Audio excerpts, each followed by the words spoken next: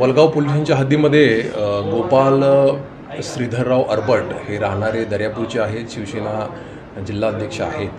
तर त्यांच्या गाडीवर रात्री अज्ञात इस्मांनी फायरिंग केली अशी एक इन्फॉर्मेशन त्यांनी पोलिसांना दिलेली आहे. त्याच्यावरून आता गुन्हा दाखल झालेला आहे आणि ह्या घटनेचा संपूर्ण तपास अमरावती शहर पोलीसचे सर्व ब्रँचेस आणि वलगाव पोलीस स्टेशन सध्या करत आहे. तर ह्यामध्ये त्यांनी काही माहिती दिलेली आहे. त्यांच्या अंतर्गत वादावरून हा प्रकार झाला असावा असा त्यांनी संशय व्यक्त केलेला आहे. त्यामध्ये सखोल तपास सध्या पोलीस करत आहे. कोण संशयित? त्यांचे जे पदाधिकारी आहे त्या पदाधिकाऱ्यांशी त्यांचा वैयक्तिक काही वाद आहे असा त्यांनी संशय व्यक्त केलेला आहे. तर त्यानुसार आता तपास पोलीस करत आहे.